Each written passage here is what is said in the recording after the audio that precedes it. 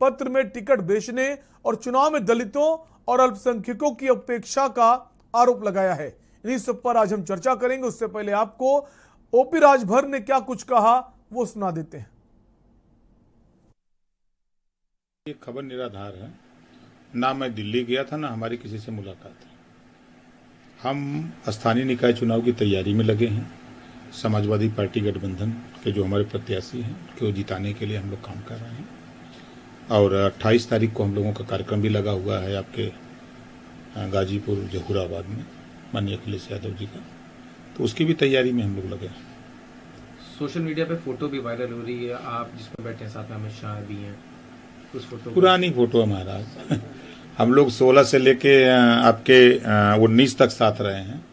कई दर्जन बार हमारी उनकी मुलाकात हुई है, गुफ्तगू हुआ है, तो वही फोटो डाल करके कोई भी कुछ बता सकता है। लेकिन कहा जा रहा है कि 22 के चुनाव में जो चीज की मुश्किल हो जाएगा राज सफर, इस चक्कर में ये करा जा रहा है कि आपकी पॉलिसी, आपकी जो रणनीति थी उसको हिस्सा नहीं बनाया गया चुनाव में, जिससे बीजेपी ज्वाइन करना चाह रहे हैं। ऐसा कुछ नहीं है। वो चुनाव जो किसान आंदोलन को लेके हम लोग बहुत आशान्वित थे। किसान आंदोलन जिस इलाके में था उस इलाके में असर था, जिस इलाके में नहीं था वहाँ किसान आंदोलन का असर नहीं था। हम लोगों ने जो जातिवाद जनगणना का, पुरानी पेंशन बहाली का, एक समान अनिवार्य फ्री शिक्षा, गरीबों का इलाज फ्री का, 300 यूनिट बिजली फ्री देने की जो बात हम लोग कर रहे थे, और सामाजिक न्याय समिति की रिपोर्ट लागू करने का, तो ये हम लोग कहीं ना कहीं समझाने में फेल हैं, या जनता समझने में फेल है, या हम समझाने में फेल है। तो ये मुलाकात की खबरें कल से चल रही थी। हालांकि बाद में ओम प्रकाश राजभर ने आकर कहा कि हमने कोई मुलाकात नहीं की है। उधर आरएलडी के जो प्रदेश अध्यक्ष हैं डॉक्टर मसूद अहमद, उन्होंने इस्तीफा दे दिया है और इस्तीफे में 21 मार्च तक कहा है कि अपनी स्थिति स्पष्ट करें वरना आप मेरा त्यागपत्र माने। इन्हीं सब पर आज हम चर्चा करेंगे। कई सारे खास मेहमान हमारे साथ इस चर्चा में जुड़ गए हैं। सबसे पहले आपका उनसे परिचय करा देते हैं। हमारे साथ देश के जाने माने वरिष्ठ पत्रकार, कई वर्षों का आपको अनुभव है, वीरेंद्र भट्ट जी जुड़ गए हैं, राजनीतिक विश्लेषक हैं। वीरेंद्र जी, बहुत बहुत स्वागत है आपका इस चर्चा में। और इसके अलावा हमारे साथ शशि प्रताप सिंह जुड़ गए हैं, प्रवक्ता हैं सुभाषपा से। शशि प्रताप जी, स्वागत है आपका इस चर्चा में। नमस्कार। और साथ ही साथ हमारे साथ आरिफ महमूद हैं, आरएलडी प्रवक्ता हैं। आरिफ भाई, आपका भी स्वागत है। धन्यवाद। शुरुआत शशि प्रताप जी आपसे ही करेंगे। जो कल से चर्चा चल रही थी कि अमित शाह गृह मंत्री से मुलाकात हुई ओम प्रकाश राजभर की, हालांकि बाद में ओम प्रकाश राजभर ने इसे इनकार कर दिया, लेकिन चर्चाएं यूं ही नहीं होती राजनीति में, कुछ ना कुछ तो मायने हैं। देखिए, ओम प्रकाश राजभर और स्वदेव भारतीय समाज पार्टी की ताकत बढ़ी है। 2017 में हम 4 सीटें जीते थे और 2022 में हम 6 सीटें जीते हैं। जहां 2017 में 10,000 से जीता था, वहां मैं 50,000 से चुनाव जीता हूं। तो मेरी ताकत कहीं ना कहीं बढ़ी है। और अखिलेश यादव जी के साथ जाने के बाद पूर्वांचल में माननीय ओम प्रकाश राजभर जी और स्वदेव भारतीय समाज पार्टी की ताकत आपको दिखी है। और भारतीय जनता पार्टी को 2024 लोकसभा चुनाव लड़ना है, तो अपना हाथ पैर मार रही है। डिबेट में है, अभी बाद में बात करेंगे। ओम प्रकाश राजभर जी हमारे साथ चले आए। लेकिन शशि प्रताप जी, पिछली बार की अपेक्षा आपको सीटें भी ज्यादा मिली। इस बार समाजवादी पार्टी से जब आपका अलायंस हुआ तो अखिलेश यादव ने आपको सीटें ज्यादा दी, और सीटें ज्यादा दी तो सीटें ज्यादा आई भी, ये भी माने जी। देखिए, कांग्रेस पार्टी तो 398 सीट पर लड़ी। पिछली बार तो 100 सीट पर ही लड़ी थी राहुल गांधी जी के, अखिलेश यादव जी के साथ। तो 100 सीट पर लड़के और 7 सीट पाई थी। इस बार 398 सीट पर लड़के 2 सीट पाई है। हम तो पिछली बार 8 सीट पर लड़े थे, 4 सीट पाए थे। इस बार 18 सीट पर लड़के 8 सीट हम पाए हैं। तो मेरा कहने का मतलब ये है कि स्वदेव भारतीय समाज पार्टी ओम प्रकाश राजभर की ताकत बहुत बड़ी है। ओम प्रकाश राजभर और पार्टी के नेता कार्यकर्ता जितने भी हैं, उनके अंदर चेतना जगी है, जागरूकता आई है, अपने पार्टी के नेता के पर विश्वास रख रहे हैं। तो कहीं ना कहीं भारतीय जनता पार्टी हाथ पैर मार रही है, जरूर हाथ पैर मार रही है कि ओम प्रकाश राजभर जी हमारे साथ आ जाएं, नहीं तो हमको 2024 में जो लोकसभा चुनाव होना उसमें नुकसान होगा। और यह और इस बार जो 54 सीटें पूर्वांचल में आपने देखी कि 54 सीटें पिछली बार जीतने वाली पार्टी 26 सीट ही जीत पाई है। तो कहीं ना कहीं हमारी ताकत को लोग देख रहे हैं और चाह रहे हैं कि लोग आए, लेकिन सत्य यही है कि माननीय ओम प्रकाश राजभर जी किसी से मिले नहीं हैं। जो भी राष्ट्रीय चैनल पर जो लेकिन भी ओम कल से प्रकाश चल रहा है, राजभर का जो राजनीतिक जीवन है और जो उनका जो तरीका है राजनीति को समझने का, देखने का, वो कभी भी कोई भी बड़ा फैसला लेने के लिए जाने जाते हैं। इससे तो सभी इत्तेफाक रखते हैं।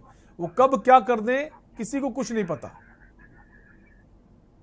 नहीं, ऐसी बात नहीं है। देखिए वो स्वाभिमानी आदमी है। सम्मान उनके लिए सर्वोपरि है। उनको सम्मान अगर कहीं मिलता है तो उसको जीवन भर छोड़ने का काम वो नहीं करते। तो जो सम्मान उनको इस वक्त समाजवादी पार्टी मिल रहा है, अगर उससे ज्यादा सम्मान बीजेपी देने को राजी हो जाए। देखिए 2017 में हम लोगों ने बहुत सम्मान दिया था भारतीय जनता पार्टी को, लेकिन सरकार बनने के बाद जो सम्मान माननीय ओम प्रकाश राजभर जी को मिलना चाहिए था वो सम्मान नहीं मिला। यह सत्य है, सब लोग जानते हैं। और अखिलेश यादव जी ने उनका हाथ पकड़ पकड़ के, आपने देखा होगा कि चुनाव के दरमियान अपने साथ हेलीकॉप्टर में बैठाकर या रथ पे छत पर उनको हाथ पकड़ पकड़ के जो सम्मान देने का काम किया है, उस सम्मान को माननीय राष्ट्रीय अध्यक्ष जी भूल नहीं सकते हैं और नहीं उसको नकार सकते हैं। तो मैं जहां तक जानता हूं ओम प्रकाश राजभर जी को वो सम्मान सबसे ज्यादा चाहते हैं। सीट मिले ना मिले, मंत्री बने ना बने, कुछ भी ना मिले, लेकिन सम्मान चाहिए उनको। और सम्मान वो जितना देते हैं उतना चाहते हैं कि मुझे मिले। आप सुने होंगे जब गठबंधन माननीय ओम प्रकाश राजभर जी ने अखिलेश यादव जी से किया तो उन्होंने कहा कि मुझे अखिलेश यादव जी एक भी सीट नहीं देंगे, फिर भी लेकिन शशि जी तो बीजेपी में, ठीक है, आपके पास वापस आएंगे। हमारे साथ आरिफ महमूद बने हुए हैं, आरएलडी प्रवक्ता हैं। आरिफ साहब, जैसे कि आज हमने देखा कि जो प्रदेश अध्यक्ष हैं डॉक्टर महमूद, उन्होंने इस्तीफा जो दिया है उसमें 21 मार्च का वक्त दिया है कि 21 मार्च तक जो भी चीजें हैं वो तय कर दें, और तमाम सारी बातें कही। उन्होंने कहा गठबंधन की वजह से जो हार हुई है और उसमें उपेक्षाएं की गई हैं दलित वर्ग की, अल्पसंख्यकों की, कितनी सच्चाई माने इसमें?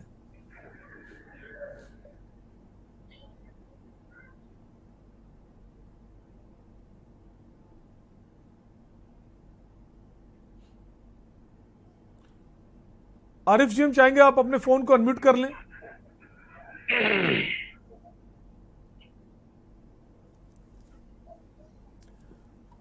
हाँ, मैं ये कह रहा था कि डॉक्टर मसूद साहब ने आज जो त्यागपत्र दिया है, अभी हमारे नेता माननीय जयंत चौधरी जी ने अभी 3 दिन पहले ही कमेटी को भंग कर दिया था, 3-4 दिन पहले, और कोई भी प्रदेश अध्यक्ष भी नहीं था। सारी यूनिट हमारी जितनी थी सब भंग कर दी थी। तो आज उन्होंने ये आरोप लगा करके इस्तीफा दिया कि एक अनर्गल आरोप लगाया, पैसे का भी आरोप लगा दिया, और तरह तरह की चीजें, दलित का शोषण हो रहा है, मुसलमानों का शोषण हो रहा है।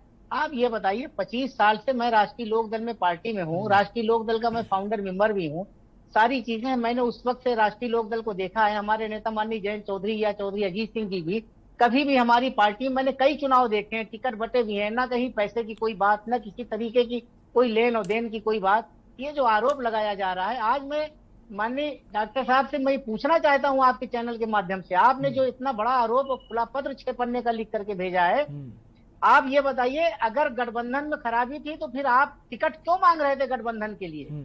आप तो मेरठ के मंच पर आप अपनी सीटों से खड़े हो करके आप माननीय अखिलेश जी से आप टिकट मांग रहे थे। जयंत चौधरी जी आपके नेता थे, अपने नेता से न कह करके आप स्वयं माननीय अखिलेश जी के पास आप जा रहे थे, खड़े होकर करके हमारे नेता भाषण दे रहे थे, आप जो है अखिलेश जी की तरफ आप जा रहे थे। तो आप उसी वक्त आपको इस्तीफा दे देना चाहिए था, आप उसी वक्त पार्टी आपको छोड़ देना चाहिए था। तो ये गलत आरोप लगाया जा रहा है। हो सकता है उनकी कहीं बात हो गई हो, और जो उन्होंने सोचा था कि सरकार आ जाएगी या हम जीत जाएंगे, कुछ हमको ये मिलेगा, अब वो सब चीजें नहीं हो पाई हैं। हम लोग चुनाव हार गए, हम लोग मंथन कर रहे हैं। 21 तारीख को हमारे नेता जयंत चौधरी जी आ रहे हैं, जैसा दिशा निर्देश होगा हम सब पार्टी के लोग एक हैं, जयंत चौधरी जी के साथ हम लोग खड़े हुए हैं, और पार्टी 2024 के लिए हम लोग मजबूती से तैयारी करेंगे। ये एकदम झूठ बिला वजह का सरासर ये आरोप लगाया जा रहा है, कहीं कोई शोषण हो रहा है या हमारा गठबंधन समाजवादी पार्टी से नहीं है। हम 2024 भी समाजवादी पार्टी के साथ मजबूती के तरीके से खड़े हैं, और मिलकर के ही हम सब चुनाव लड़ेंगे 2024 तक। ठीक, हमारे साथ एक और वरिष्ठ पत्रकार जुड़ गए हैं, काफ़ी वर्षों का आपको अनुभव है और काफ़ी नज़दीक से समझते हैं आप उत्तर प्रदेश की राजनीति को। मुदित माथुर जी, मुदित जी स्वागत है आपका इस चर्चा में। धन्यवाद। मुदित जी आप ही के पास आएंगे। जैसा कि आज कल से जो चर्चा रही ओम प्रकाश राजभर की मुलाकात, हालांकि शाम होते होते ओम प्रकाश राजभर ने कह दिया कि ऐसी कोई मुलाकात नहीं हुई है। उधर आरएलडी के प्रदेश अध्यक्ष का जो इस्तीफा आया है 21 मार्च का समय दिया और तमाम सारे आरोप लगाए हैं, तो कैसे देखते हैं इन दोनों घटनाक्रम को? देखिए, जब खबरों का खंडन उस व्यक्ति ने खुद ही कर दिया तो अब इस पे क्या बहस की जाए। या तो फिर कोई ठोस बात सामने कोई रखे आगे कि नहीं उनकी फला फला बीजेपी के नेताओं से मुलाकात हुई है, तब तो इस बहस में कुछ आगे कहा जा सकता है कि क्या। लेकिन मुदित जी चुनाव से पहले जब अलायंस समाजवादी पार्टी से चल रहा था उस वक्त भी बीजेपी के नेताओं से मुलाकात करने पहुंच जाते थे, राजभर बड़े नेताओं से, उसके बाद ओवैसी से मुलाकात कर लेते थे, फिर बाद में स्थिति स्पष्ट हुई, वो अलायंस में चले गए। तो ओपी राजभर कुछ भी बड़ा करने के लिए जाने जाते, कभी भी कोई बड़ा फैसला ले सकते हैं।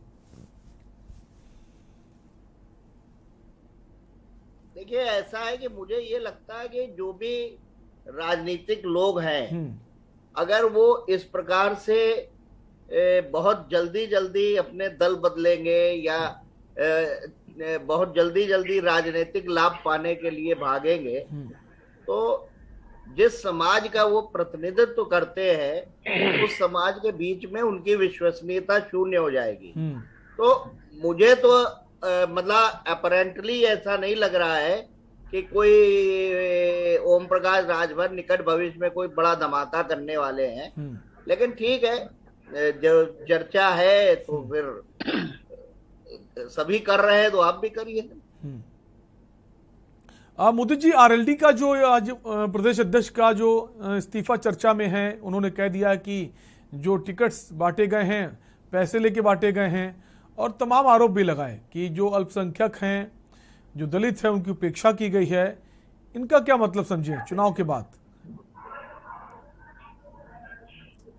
देखिए, अभी तक वो खामोश क्यों थे, ये सवाल बड़ा है। बिल्कुल, अगर ऐसा था तो उनको उसी समय प्रतिरोध करना चाहिए था या बताना चाहिए था। और जहां तक राजनीतिक दलों का सवाल है, बहुत सारे दल हैं जिनके बारे में लोग जानते हैं कि वो बिना पैसा लिए दिए वहां पे कुछ नहीं होता है और चल रहा है।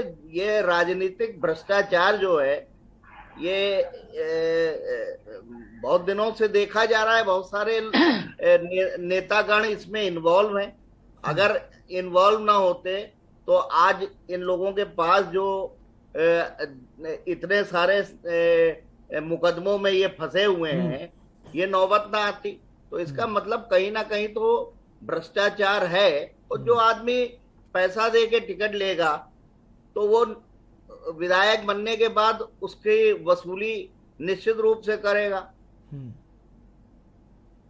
जब उसका आधार ही भ्रष्टाचार पे रखा हुआ है तो वो जितना खर्च करके आया उससे ज्यादा कमाएगा। तो दिक्कत की बात तो यही है कि जो राजनीति में पहले लोग आते थे, जिनके मन में त्याग और समर्पण की भावना और सेवा की भावना होती थी, वो धीरे धीरे अब देखने को मिल रहा है कि ठेका पट्टी और इन सारी चीजों के कारण आकर्षित होकर लोग आ रहे हैं। आज जो है राजनीति और अपराध का जो समागम हो गया है, जो राजनीतिक लोग हैं उनके आपराधिक पृष्ठभूमि के लोग राजनीति में आने लगे, उसके पीछे भी यही सारे कारण हैं। बिल्कुल, निश्चित तौर पर। वीरेंद्र जी आपके पास आएंगे। अब वीरेंद्र जी, जैसे कि भारतीय जनता पार्टी को अगर थोड़ा करीब से देखें और पिछले फैसलों की तरफ जाएं, एक शोर मचा था कि कांग्रेस मुक्त भारत चाहिए, चाहे प्रधानमंत्री का नारा हो या तमाम बड़े नेताओं का। तो कांग्रेस मुक्त भारत का नारा चला। उसके बाद उत्तर प्रदेश की अगर बात करें तो वहां पर कांग्रेस की स्थिति आप देख सकते हैं हाशिए पर चली गई है। इस बार और बुरे हालात हो गए। बहुजन समाज पार्टी की स्थिति बहुत खराब हो गई है। अब ये माने कि भारतीय जनता पार्टी इस दिशा में काम करे, किसी भी तरह समाजवादी पार्टी को इतना कमजोर कर दें कि विपक्ष शून्य हो जाए उत्तर प्रदेश में? क्योंकि जो नतीजे आए, नतीजे आने के पहले हम देखें जो लड़ाई थी दोनों पार्टियों के बीच, कुछ भी हो सकता था। ऐसी उम्मीद थी कि समाजवादी पार्टी भी सत्ता में आ सकती थी। वीरेंद्र जी, देखिए ऐसा है कि कोई पार्टी किसी को खत्म नहीं करती है। कांग्रेस के डिक्लाइन की प्रोसेस तो नेहरू जी के देहांत के बाद से लगातार जारी है। और कांग्रेस एक अम्ब्रेला संगठन था जिसमें सभी जातियों का और हर वर्ग का, हर मजहब का इसमें रिप्रेजेंटेशन था। लेकिन कांग्रेस ने अम्ब्रेला संगठन होने के बावजूद उसके मुताबिक सबको रिप्रेजेंटेशन नहीं दिया, जिससे आज उसकी हालत ये हो गई है। 2017 में उसको 54 लाख वोट मिले थे, अब की बार घट के वो आ गए हैं 24-25 लाख के ऊपर उनके वोट आ गए हैं और केवल 2 विधायक चुन करके आए हैं। तो इसका जवाब, इसकी जिम्मेदारी स्वयं कांग्रेस की है। इसका दोष किसी अन्य दल को नहीं दिया जा सकता। जब 90 के दशक में बहुजन समाज पार्टी का उदय हुआ, मंडल आयोग लागू होने के बाद 90 में समाजवादी पार्टी का उदय हुआ, राजीव गांधी सरकार के समय 1986 में अयोध्या में बाबरी मस्जिद का ताला खुलवाए जाने के बाद भारतीय जनता पार्टी का उदय हुआ। ये तीनों दल आपका जो है जनाधार पूरा जो है खींच ले गए। कांग्रेस ने क्या किया इसके लिए? वही हाल आज बहुजन समाज पार्टी का हो रहा है। बहुजन समाज पार्टी ने जाति के आधार पर अस्मिता की राजनीति की, caste based identity politics. Bharatiya Janata party ने 2014 के चुनाव के बाद के लोकसभा चुनाव के बाद से और विशेषकर 2017 में यूपी में योगी आदित्यनाथ सरकार के बनने के बाद जिस तरीके से इन दलित और पिछड़े वर्गों के लोगों को कल्याणकारी योजनाओं का लाभ देना शुरू किया, तो वही कास्ट बेस्ड आइडेंटिटी जो है वो अब क्लास बेस्ड आइडेंटिटी में बदल चुकी है। जाति अब वर्ग में बदल गई है। और उनका कहना है कि बहुजन समाज पार्टी की मुखिया मायावती जी चार बार मुख्यमंत्री रही, हमें क्या मिला? समाजवादी पार्टी की सरकार जो है 4 बार बनी, 3 बार मुलायम सिंह, 1 बार अखिलेश यादव, हमें क्या मिला? अब यदि हमको लाभ मिल रहा है फिर और ये इसमें कोई जाति मजहब का भेद नहीं, सबको मिल रहा है, ये लोगों को समझ में आ रहा है ना। यूपी गवर्नमेंट ने पिछले 4 सालों में अगर 3 लाख करोड़ रुपया डायरेक्ट बेनिफिट ट्रांसफर के माध्यम से लाभार्थियों के खाते में भेजा, तो आप सोच सकते हैं कि इसमें कितने हजार करोड़ रुपए की करप्शन की जो राज्य कर्मचारी लूट करता था वो पैसा बचा।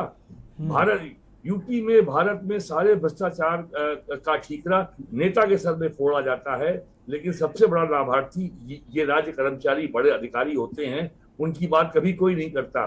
तो यूपी में जो जाति की राजनीति को वर्ग आधारित राजनीति में बदलने की जो प्रोसेस चल रही है, उसका ये परिणाम है कि आज बहुजन समाज पार्टी के सामने अस्तित्व का संकट खड़ा हो गया है। और आप देखिएगा 2024 में और 27 में यही संकट समाजवादी पार्टी के सामने भी आएगा। तो ये आपने जाति के आधार पर गोलबंदी कर दी, उनका वोट ले लिया, व्हाट नेक्स्ट? अगला कदम क्या है भाई? उनको जो है रोजगार चाहिए, उनको भोजन चाहिए, उनको आवास चाहिए, उनको सुविधाएं चाहिए, उनको जीवन में आगे बढ़ना है, उनकी आय बढ़ाने के लिए क्या हुआ? तो ये सब चीजें जो हैं, इन सवालों को कभी बहुजन समाज पार्टी ने या समाजवादी पार्टी ने कभी एड्रेस नहीं किया। और आज आप ये कह के भारतीय जनता पार्टी पे आरोप लगा करके ये आप जो है आप अपने जिम्मेदारी से बच नहीं सकते कि सब आपने फ्री में खाद्यान्न बांट दिया, राशन बांट दिया, इसलिए आपको वोट मिल गया। अरे भाई, नेशनल फूड सिक्योरिटी एक्ट 2008 का है। नेशनल फूड सिक्योरिटी एक्ट के तहत भारत सरकार की ये जिम्मेदारी है कि वो भारत के प्रत्येक नागरिक को बिल्कुल अपने जीवन के भरण पोषण के लिए खाद्यान्न उपलब्ध कराएगी, या पैसे लेकर या मुफ्त। ये भारत सरकार की कानूनी जिम्मेदारी है। कोई केंद्र सरकार कोई एहसान नहीं कर रही है, और ये सिर्फ इसलिए किया जा रहा है कि महामारी है।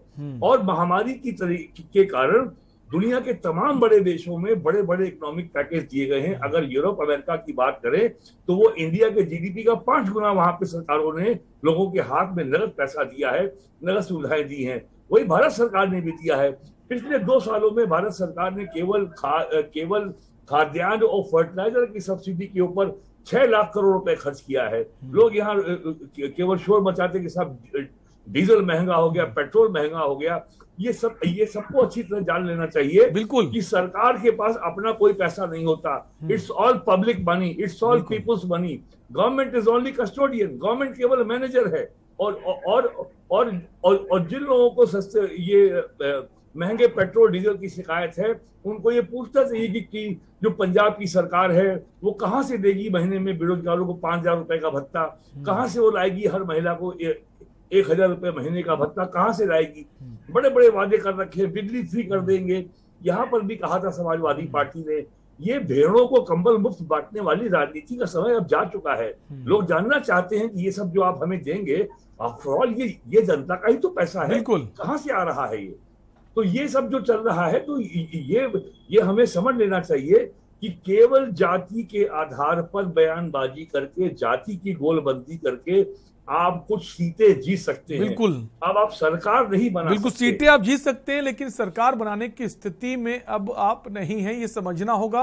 हमारे साथ बीजेपी के प्रवक्ता बने हुए अवनीश त्यागी जी। अवनीश जी, आप ही के पास आएंगे। ये जो शोर मचा है कल से कि मुलाकात हुई है और आरएलडी के जो प्रदेश अध्यक्ष हैं उनका इस्तीफा आना, कैसे देखें इस घटना को? क्या ये माने बीजेपी ने 2024 की तैयारी तुरंत ही कर दी जीत के बाद? नहीं, देखिए 2024 की नहीं, भाजपा तो हमेशा चुनाव के मूड में रहती है, चुनाव मोड में रहती है। इसलिए चुनाव की तैयारी अब से करना, कब करना, जनता के बीच में जाना, योजनाओं का लाभ देना, ये भाजपा की राजनीति का हिस्सा है। सेवा ही संगठन हमारा मूल मंत्र है। इसके आधार पे हम जनता के बीच में रहे हैं और कोई विपक्षी दल क्या कर रहा है इससे हमें कोई ताल्लुक ज्यादा नहीं रहता कि कौन क्या कर रहा है, किसका इस्तीफा हो गया। देखो, वो तो अवसरवादी गठबंधन था, मौका परस्त गठबंधन था, स्वाभाविक गठबंधन था, तो वो तो आज नहीं।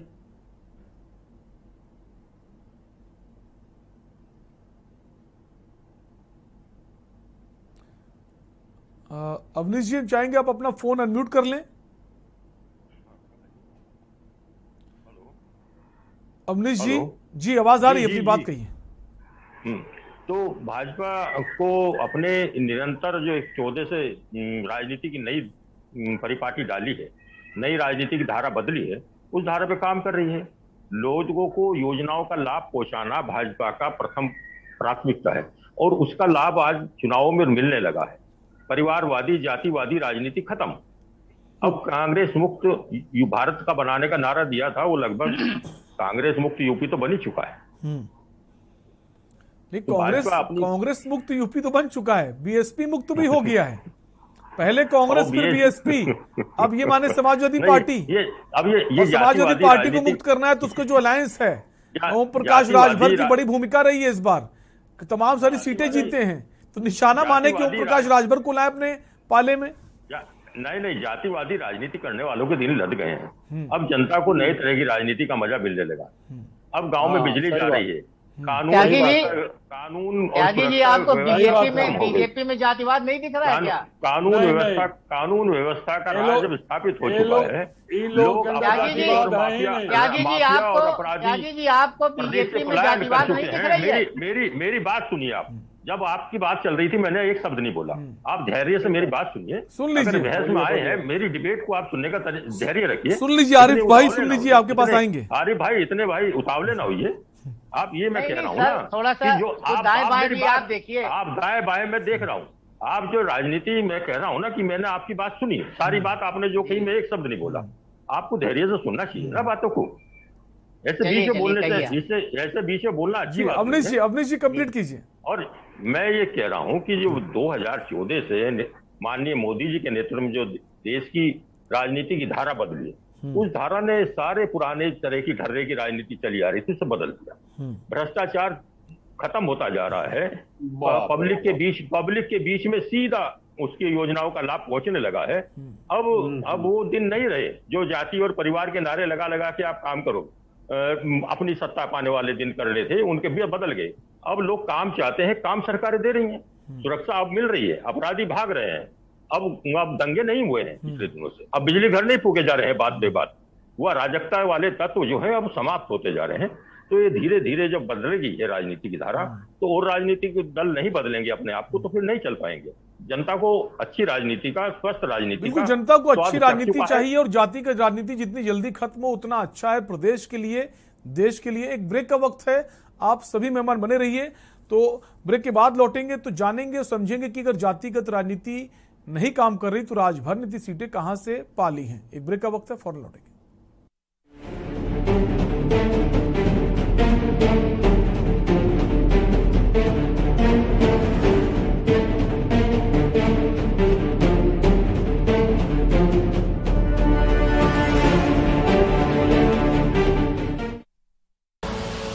आप देख रहे हैं के न्यूज, खबरों का सारथी। पर ये दिल है कि चख रहा है उन्हीं अल्फाज़ों का दूर कितना भी जाओ, इस जुबान से दूर ना जा पाओगे। विमल, बोलो जुबान केसरी। गोल्डी मसाले जहां जाए रिश्ते बनाए। आप सभी को गोल्डी मसाले की ओर से हैप्पी होली। रिश्ते बनाए गोल्डी मसाले। सोचिए मत, मेरी और पूरे हिंदुस्तान की तरह आप भी समर कूलर और होम अप्लायंसेस लीजिए और बेफिक्र हो जाएगी। जब पशुओं को मिलेगा प्यार और मिल्को मोर पशु आहार तो दूध बहेगा, मुनाफा बढ़ेगा। मिल्को मोर पशु आहार।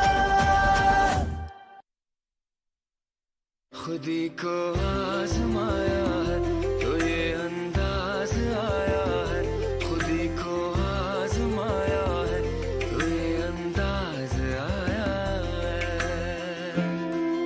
तुम में भी मैं हूं, शुद्ध प्लस पान मसाला।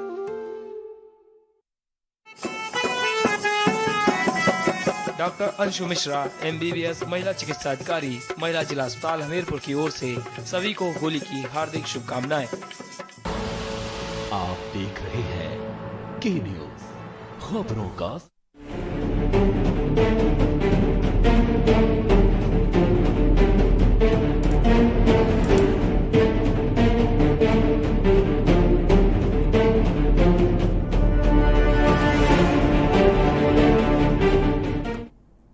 ब्रेक के बाद आपका स्वागत है। आप देख रहे हैं आज का मुद्दा और हम बात कर रहे हैं ओम प्रकाश राजभर की जो मुलाकात अमित शाह से होकर चर्चा चल रही है। हालांकि ओम प्रकाश राजभर ने इसको डिनाई किया है, हमने कोई मुलाकात नहीं की है। उधर RLD के जो प्रदेश अध्यक्ष हैं उन्होंने इस्तीफा दे दिया है, कहा 21 मार्च तक जयंत चौधरी स्थिति स्पष्ट करें नहीं तो मेरा त्याग पत्र समझे। इसी को लेकर हम चर्चा कर रहे हैं। हमारे साथ कई सारे खास मेहमान बने हुए हैं, वापस चर्चा को आगे बढ़ाएंगे। हमारे साथ सुभाषपा प्रवक्ता है शशि प्रताप सिंह। शशि जी, जैसे ब्रेक से पहले अवनीश जी ने कहा कि जातियों की जो गोलबंदी अखिलेश यादव ने की उसका फायदा नहीं हुआ, लेकिन जो सीटें बढ़ी हैं सुभाषपा की वो तो ये बताती है उसका फायदा हुआ है, सीटें और ज्यादा हो गई हैं। मैं भाजपा के प्रवक्ता जी को पहले तो प्रणाम करता हूं और इन्होंने कहा कि अब देश में प्रदेश में जातिगत राजनीति नहीं चलेगी। मैं इनसे पूछना चाहता हूं कि क्या आपने जो 403 सीटों पर चुनाव लड़ाया, क्या आपने जाति देखकर प्रत्याशी का चयन नहीं किया था क्या? नहीं, मैं एक बात बताऊं, मैंने ये कहा है मान्यवर कि वो विदाई की बेला शुरू हो गई है। अब लोगों को काम चाहिए, सरकार से आउटपुट चाहिए। उसकी मैं कह रहा हूँ कि अब जातीय राजनीति की विदाई की बेला शुरू हो गई है। मैंने खत्म नहीं कहा। बोलने दीजिए। नहीं, आपने सवाल करा, मैंने सवाल का जवाब दिया। नहीं मत दीजिए जवाब। आप मुझसे सीधे सवाल कर रहे हैं। आप एंकर महोदय से पूछिए, आप मुझसे सवाल करें तो मुझसे जवाब लीजिए। ठीक है। दूसरी कर सकते हैं अमरीश जी, आपसे भी कर सकते हैं, आपकी पार्टी से भी इनका अलायंस रहा है। नाराजगी किस बात की? नाराजगी नहीं है, नाराजगी पुराने साथी रहे हैं। मैं ये पूरा बोलने दीजिए, फिर उसके बाद जवाब आप दीजिएगा। मैं आपकी बात को बहुत ध्यान से सुना, आपने जो कहा मैं उसके बारे में बता रहा हूँ। आपने जो कहा कि जातिगत राजनीति अब धीरे धीरे समाप्ति की ओर है। बिल्कुल। तो भारतीय जनता पार्टी जाति देखकर, मजहब देखकर और टिकट नहीं देती है जी, जैसा इनके कहना है। ठीक है। दूसरी बात, इन्होंने कहा कि अब जनता को रोजगार चाहिए, काम चाहिए। मैंने देखा इसी चुनाव में विगत 3.5 साल से रोजगार जीरो हो गया। अब रोजगार की जगह पंगु बनाने की प्रक्रिया शुरू हो गई है। जी। मैं पूछ रहा हूं कि आप आवास दे रहे हैं, शौचालय दे रहे हैं और अनाज राशन बांट रहे हैं, आप उन लोगों को क्यों आवास और शौचालय और राशन दे रहे हैं? उनको क्यों नहीं रोजगार मुहैया करा रहे हैं कि खुद वो मेहनत करें, कमाएं और कमाकर अपने खुद व्यवस्था बनाएं? आप पैसा उनके हाथ में डायरेक्ट दे रहे हैं, मतलब कि आप घर में बैठो, आपको कुछ नहीं करना है, हम जो राशन देंगे उसको खाओ। शशि प्रताप जी, कोरोना काल जब था तो उस वक्त जरूरत थी, लोग बेरोजगार हो गए थे, कईयों का व्यापार ठप हो गया था, स्थिति ये आ गई थी जो रोज कमाने वाले थे उनके पास खाने को नहीं था, इसलिए राशन की मदद की गई है और मदद दी गई जी। राशन या पहली बार इसी सरकार में मिल रहा है? वो पहले भी मिला है, वो किसी पहले मुफ्त नहीं मिला है। पहले ये पंगु बनाने की नहीं है, ये जरूरत की चीजें थी। महामारी के दौर में जिस तरह का संकट पूरी दुनिया पे आया, महामारी के दौर में सरकार ही नहीं बांटी है, महामारी के दौर में हम लोग जैसे लोग भी नहीं सरकार गरीबों को बांटी है। वो बिल्कुल दिया होगा, पर सरकार की जिम्मेदारी है कि कोई भूखा ना मरे, कोई परेशान ना हो, कोई दिक्कत ना हो। अभी रोजगार पटरी पे नहीं आ पाया था, दूसरी तीसरी लहर आती रही। रोजगार और चुनाव में जो इन्होंने कहा कि अब चुनाव में पहले वाली बात नहीं रह गई है, अब लोग जाति देखकर चुनाव में वोट नहीं करेंगे। अब भाई भारतीय जनता पार्टी के पास इतना पैसा है कि वो पैसा बांट कर चुनाव लड़ती है, पैसा बांट कर वोट ले लेती है, जो आपको देखने को मिला ही है। तो हम लोग वैसे दल के लोग नहीं है। देखिए, ये लोग दूध से नहाते हैं, हम लोग पानी से नहाते हैं, यही फर्क है। हम लोग घी को दाल में डाल के खाते हैं, ये लोग कंबल ओढ़ के घी पीते हैं, यही फर्क है हम में और इन लोगों में। तो हम लोगों की कोई गलत बात मैं आपके आक्षेप नहीं कर रहा हूँ, मैं कह रहा हूँ कि राजनीति क्या हो रही है। मैं राजनीति की बात बता रहा हूँ, मैंने आपका नाम नहीं लिया है, आपकी पार्टी का नाम नहीं लिया। मैंने कहा है कि मैंने ये कहा है कि राजनीति की धारा बदल रही है। आप चुप हो जाए, मुझे मत समझाइए। अब देश की राजनीति बदल रही है। अब जो काम करेंगे, जो परिवारवाद को छोड़ेंगे, जो जातिवाद को छोड़ेंगे, वो आगे बढ़ेंगे। जो जनता को अच्छा त्यागी जी, हमारा भी एक सवाल आपसे है। त्यागी जी, मेरा एक सवाल है, मेरे एक सवाल का जवाब दीजिए। इनके पार्टी में परिवारवाद है ही नहीं। राजनाथ सिंह जी के लड़के चुनाव लड़े, पंकज जी और मंत्री बनने जा रहे हैं। आप मत बोले सर, मेरी बात सुने, आप सुने, मैं आपके समय नहीं बोला था, आप मेरी बात सुने। तो वो परिवारवाद नहीं है, परिवारवाद कहाँ नहीं है? कौन ऐसा व्यक्ति है? शशि प्रताप जी, इसके पहले भी जीत कर आए, तब मंत्री नहीं बनाया गया पंकज सिंह को, लेकिन इस बार जो जीते हैं 2.25 लाख वोटों से जीते हैं। अगर कोई इतने वोटों से जीत कर आ रहा है और जनता के बीच उसकी छवि अच्छी, तो अगर मौका दिया जा रहा, अभी तो मंत्रिमंडल का गठन भी नहीं हुआ, अगर नाम चर्चाओं में उसमें तकलीफ क्या है? मुख्यमंत्री बना दिया जाए। सुनिए, अगर 2 लाख वोट से जीत करके आ रहा है तो क्या वो परिवारवाद नहीं है? नहीं, आप एक बात सुनिए। अच्छा, जनता अगर 2 लाख वोटों से जिता रही, उसमें परिवारवाद कहां से आ गया? परिवारवाद के कारण हमारे यहाँ राष्ट्रीय अध्यक्ष नहीं बनता। हमारे यहाँ राष्ट्रीय अध्यक्ष एक बड़े बाप का बेटा है, वो उसी का बेटा बनेगा, ऐसे नहीं बनता। हमारे यहाँ साधारण कार्यकर्ता बड़ा बनता है। और हम ये कह रहे हैं, परिवारवाद की राजनीति खत्म हो रही है। मैं आप पे आरोप नहीं लगा रहा, आप सीधे सीधे बातें जो कर रहे हैं, मैं कह रहा हूँ कि परिवारवाद की राजनीति की धारा बदल रही है। अब जनता के बीच में जाके काम करना पड़ेगा। जो जनता के बीच में रहेगा, कोरोना के बीच में रहेगा, ऐसा नहीं एक छोटी पार्टी के नेता दिल्ली में रहते हैं, यूपी की राजनीति करते हैं, वो नहीं चलेगा। अब जनता के बीच में 24 घंटे रहना पड़ेगा, उनकी परेशानियों के बीच में, दुख दर्द में हमेशा खड़ा रहना पड़ेगा, तब जाके राजनीति चलेगी। मैं तो इतना ही जानता हूं कि 2017 के बाद हम लोग बढ़े हैं, बाकी लोग घटे हैं। ठीक है, आरिफ जी काफी देर से कुछ कहना चाहते हैं, कोई सवाल है? आरिफ जी, आप सवाल कर सकते हैं अवनीश जी से।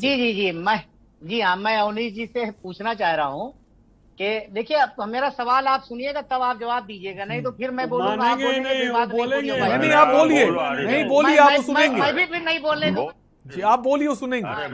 बोलिए आरिफ जी, बोलिए आप। अब तो वो फिर से सरकार बनाने जा रहे हैं, वो सारे सवालों को जवाब देंगे। देखिए, मैं ये कह रहा हूँ कि जातिवाद की बात आप कर रहे हैं। आप जातिवाद सिर्फ एक उस पर मत आइए कि एक बाप का बेटा ही राष्ट्रीय अध्यक्ष बनेगा, राष्ट्रीय अध्यक्ष के बाप का बेटा राष्ट्रीय अध्यक्ष, यहीं पे सिर्फ जातिवाद की राजनीति नहीं है। जातिवाद की राजनीति अगर देश का कोई गृह मंत्री भी है, अगर उसका बेटा भी बीसीसीआई का चेयरमैन है, तो यहाँ पर भी एक सवाल उठेगा। राजनाथ सिंह जी के बेटे अगर वो चाहे 2 लाख वोट से जीत करके आए हो, अगर 2 लाख वोट से जीत करके आ गए तो क्या उनके बेटे नहीं कहलाएंगे? वो जातिवाद की फिर उसमें राजनीति और वो उसकी नहीं आएगी। तो इसीलिए मैंने आपसे कहा कि आप दाएं बाएं भी आप होनी चीज देख लीजिए। अब आपसे मैं एक चीज ये पूछ रहा हूँ, क्या उत्तर प्रदेश के अंदर महंगाई, सरसों का तेल आपने 250-250 रुपया किलो नहीं बिकवा दिया भारतीय जनता पार्टी ने? ये गरीबों पर मार नहीं किया आपने? सरसों का तेल बिकवाया, अरहर की दाल आपने 200 रुपया किलो बिकवाई, क्या ये आपने गरीबों पर मार नहीं किया? ये भी बताइए नौजवान, नहीं महंगाई क्यों है? इस महंगाई की वजह क्या है? तो अरे भाई सर पूरी बात होने दीजिए, पूरी बात होने दीजिए। क्यों बढ़े ये भी बताइए। नहीं, ये जो पत्रकार महोदय जो आप बात बोल रहे हैं, पत्रकार जी आप बोल रहे हैं, आप थोड़ा सा ग्राउंड लेवल पर आकर के देखिए, गरीबों को आप देखिए आकर के, आप कमरे में बैठ करके एक खाका मत तैयार करके कह दीजिए। नहीं, देखिए वीरेंद्र भट्ट जी अगर कोई बात कह रहे हैं, वो किसी पार्टी के प्रवक्ता नहीं है, अगर वो बात कह रहे हैं आपसे पूछ रहे हैं, महंगाई की वजह बता दीजिए। महंगाई की वजह सिर्फ भाजपा है, मतलब महंगाई है तो बीजेपी उसकी वजह है। महंगाई के पीछे कौन से कारण है उनको समझने की भी तो कोशिश कीजिए। उनकी बातों में, उनकी कहानी में लग रहा है कि इतना बौखलाहट में ना रहिए, आप बौखलाहट में ना रहिए आरिफ भाई, आपको जनता नकार चुकी है, आप घबराहट में हैं, आपके नेता छोड़ रहे हैं, आपके प्रदेश अध्यक्ष आपको छोड़ रहे हैं, वो सवाल कर रहे हैं, आप पहले उनको जवाब दीजिए। अच्छा ठीक है, आप स्वार्थी लोग थे तो आपके सिर पे क्यों बैठा रखा था उनको, क्यों इतने दिन से प्रदेश अध्यक्ष बना रखा था? वो स्वार्थी नहीं है, वो सच्चे ठीक है। आरिफ भाई जी, प्रदेश अध्यक्ष ने जो आरोप लगाए हैं कि अल्पसंख्यकों और दलितों की उपेक्षा की गई है, जो आज आपकी पार्टी के प्रदेश अध्यक्ष ने आरोप लगाया, आरिफ भाई तो क्या कारण है? जब आप पार्टी में चुनाव लड़ने गए थे गठबंधन समाजवादी पार्टी के साथ, आपकी पार्टी का तो उम्मीद तो जताई गई 33 में से 30 सीटें आने वाली हैं, ये सब कह रहे थे, तो वो आंकड़ा 8 तक कैसे पहुंच गया? 33 में से 30 सीटें क्यों नहीं आई आरएलडी की? त्यागी जी आप पत्रकार भी थे, अगर आज आप लेख लिखते होते तो आप भारतीय जनता पार्टी के खिलाफ लिखते। आज आप जो है दुर्भाग्य से भारतीय जनता पार्टी के प्रवक्ता आप बन गए। दुर्भाग्य से नहीं, मैं बहुत सौभाग्य से हूँ, मैं बहुत सौभाग्य से हूँ, मैं एक और पार्टी के साथ हूँ, मैं गलत बात नहीं कर रहा हूँ, गलत नहीं कर रहा हूँ। आपकी बातों को जनता नकार चुकी है आरिफ भाई, अब जरा थोड़े गिरबान में जाइए। ये डिबेट अरे भाई डिबेट को दूसरी तरफ मत ले जाइए। आपका जो सवाल है वो सवाल आप पूछिए, उसका जवाब देंगे कम शब्दों, बाकी लोग भी बने हुए चर्चा में। आरिफ भाई अपना सवाल कम शब्दों में पूछिए। देखिए उत्तर प्रदेश की सरकार, त्यागी जी उत्तर प्रदेश की सरकार जीतने के बाद आप देखिए हवे में आपके ऊपर कितने आरोप लग रहे हैं। आप कहाँ आपने ईवीएम पकड़ा दिया, किस तरीके से आपने चुनाव जीता है? कुछ नहीं है। अरे ईवीएम में बहुत सारी डिबेट हो गई, ईवीएम में ऐसा कुछ नहीं है। कुछ अगर आपके अंदर बोल रही है तो आप बता दीजिए उसको। हार जाओगे जब जनता से पिट आरिफ जाओगे, भाई जनता से नकारे जाओगे, बेईमानी की बात अगर आप बेईमानी को सच कर देंगे, कोई बेईमानी जनता बेचारी क्या करेगी? अरे भाई कोई बेईमानी नहीं है, आप अपनी हार को स्वीकारिए, अपने नेता को समझाइए, अपने नेता को समझाइए। नहीं, नेता हमारा बिल्कुल सही है, नेता ने संघर्ष किया, नेता ने लोगों को जगाया, नेता अपने मुद्दों को लेकर के सड़क पर आए और वो मुद्दे आज भी नहीं खत्म हुए हैं। माननीय जयंत चौधरी जी के मुद्दे आज भी खत्म नहीं हुए। आज भी हम सड़कों पर आएंगे वही मुद्दे को लेकर के, और 2024 में उसी मुद्दों पर लड़ेंगे आपसे। उसके अंदर समझो गुंडा। ठीक है, आप दोनों को ही रोकेंगे, हमारे साथ और भी खास मेहमान बने हुए, आप दोनों को रोकना चाहेंगे। वीरेंद्र जी के पास आएंगे। वीरेंद्र जी, आरएलडी ने जो सोच थी, जो कोशिश थी कि 33 सीटें हमें मिल रही गठबंधन में, हम 30 तक तो ले आएंगे, जो माहौल था उस वक्त लग रहा था कि जो किसान आंदोलन है उसका बड़ा असर होगा और आरएलडी में जो जाट मुस्लिम कॉम्बिनेशन है फिट बैठेगा, ऐसा हुआ नहीं। तो अब पछतावा तो होगा जयंत चौधरी को कि अलायंस जो था वो काम नहीं आया। क्या अब जैसे ही चर्चाएं हैं कि आरएलडी जो है बीजेपी के साथ भी जा सकती 24 तक, क्या माने ऐसा हो सकता है? वीरेंद्र जी अभूतपूर्व समर्थन दिया है। ठीक है वीरेंद्र जी, ये तो पूरी जनता जान रही है कि किस तरह से आपको समर्थन मिला है। अरे सुन लीजिए वीरेंद्र जी, समर्थन वीरेंद्र जी सवाल है, वीरेंद्र जी को अपनी बात कहने दी। बिल्कुल सही कह रहे हैं आप। देखिए आपने जिस विषय पे ये चर्चा आयोजित की है आपको उसी पे केंद्रित रहना चाहिए। अब परिवारवाद एक अलग विषय है, उसके ऊपर कभी और चर्चा कर लीजिएगा। यहाँ पे आपने चर्चा की, आपने रखी है ये सुहेलदेव पार्टी के ऊपर। यहाँ मैं आपको बहुत स्पष्ट बता दूं, ये ओम प्रकाश राजभर की राजनीति को मैं 3 दशक से देख रहा हूँ। जो यूपी का इतिहास रहा है, ये जाति आधारित छोटी छोटी पार्टियां केवल सौदेबाजी की राजनीति करती हैं, इसमें कोई नई बात नहीं है। वही आज भी हो रहा है। 2017 में ओम प्रकाश राजभर, अच्छा, कोई सौदा किसी पार्टी का होते हुए आपने देखा है? आप आरोप तो लगा रहे हैं कोई छोटी पार्टी कहीं किसी से कोई सौदा कर रही है, आप उस सौदे में अरे सीटों का सौदा होता है ना, सीटों का सौदा होता है। हमको आप ज्यादा सीटें दीजिए, हम आपके साथ आ जाएंगे। आप इतनी सीटें दीजिए, आपके साथ आ जाएंगे। तो सीटें सौदेबाजी तो थी, सौदेबाजी तो सुभाषपा में भी थी। अगर डिप्टी सीएम बना देते तो जो ओम प्रकाश राजभर है वो पार्टी को छोड़ते बीजेपी। ओम प्रकाश राजभर को कितना पैसा दिलवाया आप ना बनाइए, उनको बना दिए, कोई औचित्य नहीं है। और आप राष्ट्रीय लोकदल का इतिहास देख लीजिए, सिवाय सौदेबाजी क्या कह रहे हैं आप तो निष्पक्ष नहीं समझ में आ रहा है हमको। पत्रकार महोदय जी, आप राष्ट्रीय लोकदल का इतिहास न देखिए, अब आप अपना इतिहास देखिए कि आप बिल्कुल पारदर्शिता पर आप अपने विश्लेषण करिए। आप गलत बात है आरिफ भाई, गलत बात मत बोलिए, गलत बात मत बोलिए। अगर आप ऐसे आरोप प्रवक्ता के ऊपर बोल सकते हैं, वो राजनीतिक विश्लेषक है, वो किसी पार्टी के प्रवक्ता नहीं है। जो आप कह रहे हैं कि वो अपना इतिहास देखें, आपको अपने इतिहास समझने की जरूरत है। आरएलडी चौधरी चरण सिंह के वक्त क्या थी, जयंत चौधरी के वक्त क्या थी और अब क्या है। अरे भाई आप चिंता न करिए, आप तसल्ली से आप घबराओ ना। आप जो है आप नहीं बन पाएंगे, आप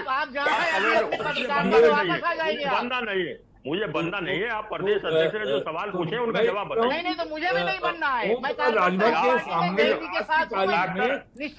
आपकी पार्टी के प्रदेश अध्यक्ष आरोप लगा रहे हैं और आप कह रहे हैं ऐसा कुछ हुआ ही नहीं, वो टिकट मांग रहे थे। शामिल होंगे। प्रदेश अध्यक्ष बड़ा ओहदा होता है।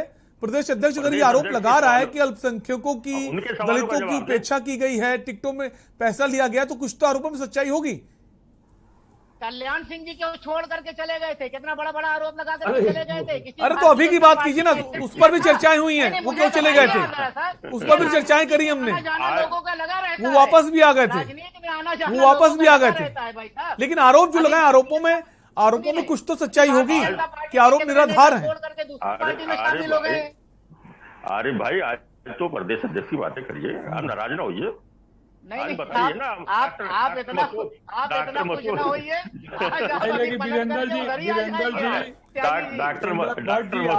वीरेंद्र जी अपनी बात कर रहे थे, उसको बीच में आपने रोका। वीरेंद्र जी आप कंटिन्यू करिए।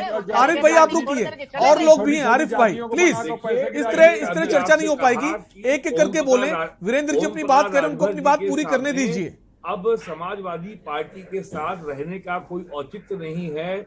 जो इनके पिछले 3 दशक का जो इतिहास है आप देखिएगा।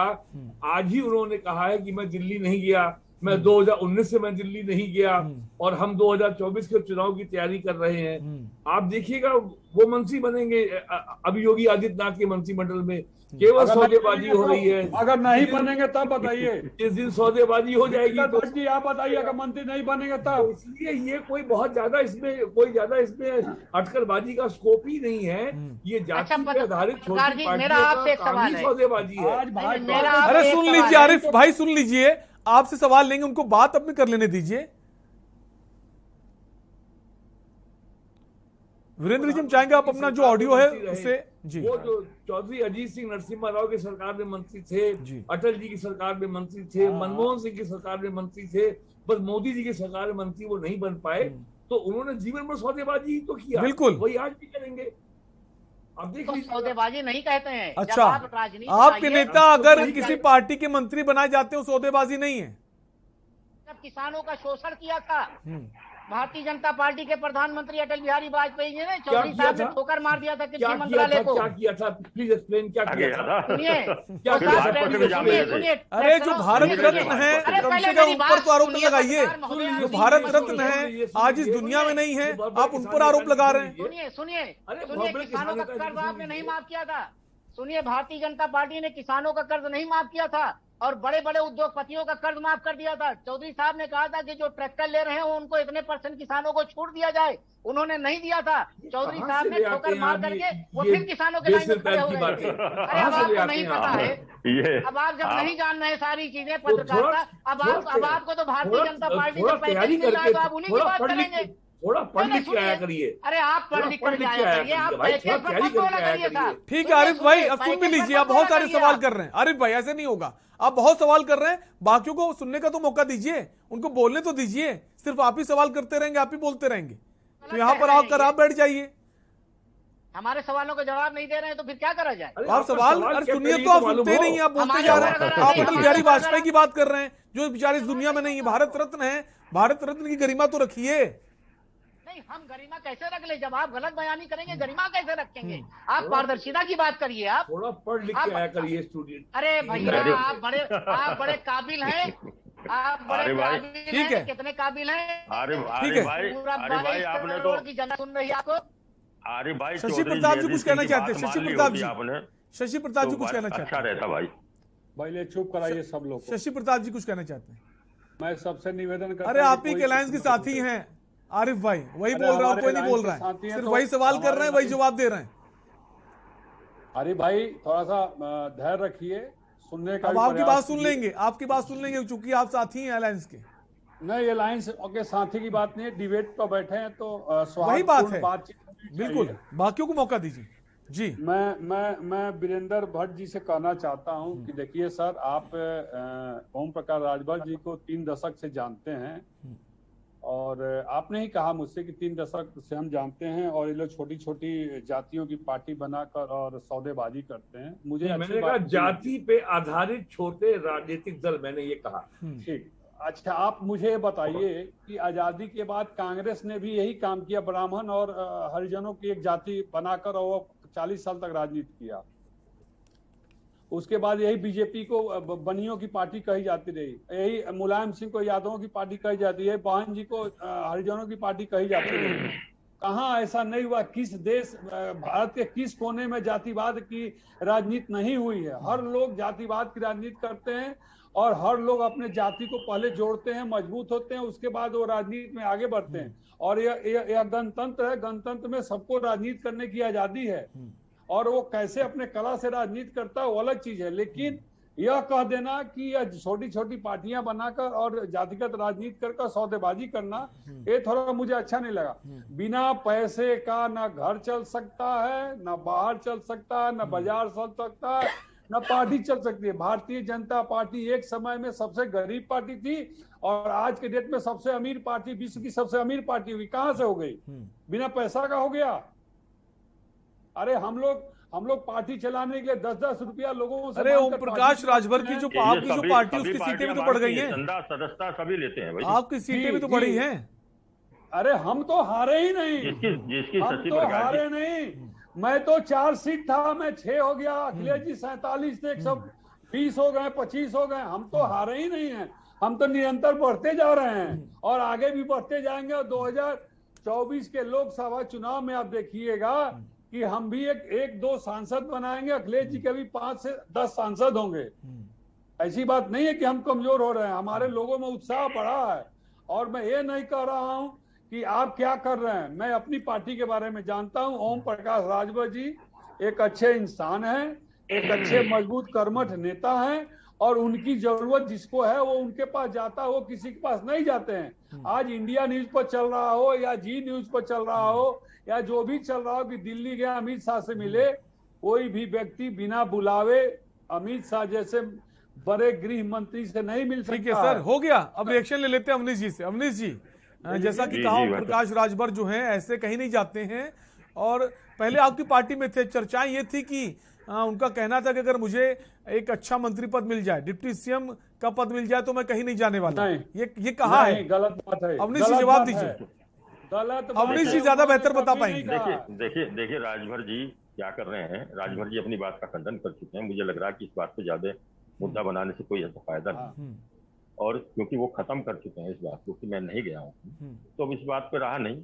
बात तो ये हो रही है ना कि आपने दूसरा टॉपिक रखा है कि जो लोकदल के प्रदेश अध्यक्ष ने इस्तीफा दिया, उसमें जो उन्होंने सवाल उठाए, मेरे विचार से उस सवालों के जवाब पे बातें हों कि सवाल क्यों उठे, कैसे उठे, उनका जवाब क्यों तलाश रहे हैं, तो लोकदल के प्रवक्ता बताएं और 2 डिबेट करें। तो मैंने उस डिबेट में कहा कि अब प्रदेश पार्टियों की राजनीतिक नजरिया बदल रहा है। राजनीति का पिछला दिनों से राजनीति का एक ढर्रे में बदलाव आना शुरू हुआ है।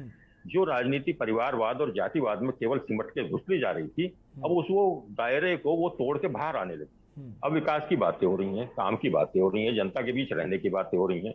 जो जनता के बीच जितना रह रहा है वो उतना पा रहा है।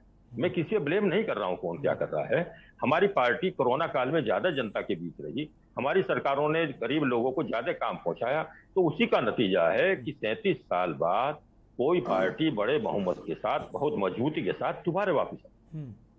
ठीक है, मुदित जी बने हमारे साथ। मुदित जी, जो आरएलडी और समाजवादी पार्टी का अलायंस था पश्चिमी उत्तर प्रदेश में, जो उम्मीद थी आरएलडी को, मन मुताबिक सीटें नहीं आई, तो इस वजह से जो इस्तीफे की बात आ रही प्रदेश अध्यक्ष के, अब समीक्षा बैठक उनकी भी चल रही है, जयंत चौधरी की आखिर कहां चूक हो गई, और जो आरोप लगाए हैं क्या वाकई ऐसा हुआ है, उपेक्षा की गई है दलितों की, अल्पसंख्यकों की? ये इस प्रकार के आरोप जो भी लगाए हैं, ये तब आरोप आए हैं सामने जब वो सारी इकाइयां भंग हो गई जी।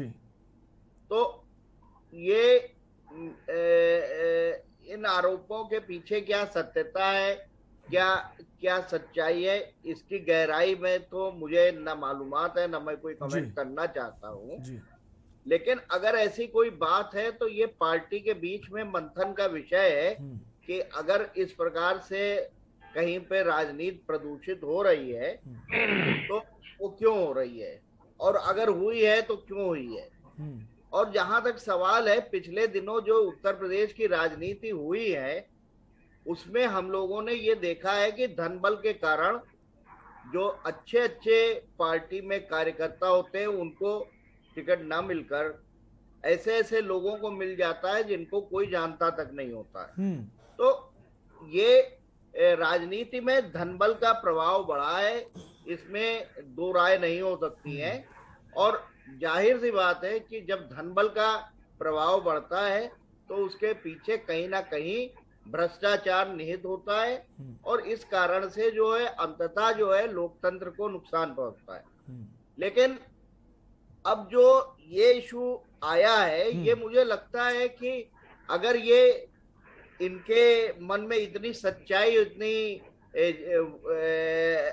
घुटन थी, तो इस बात को इलेक्शन के दौरान ही इनको व्यक्त करना चाहिए था, जिस समय टिकट का वितरण हुआ था।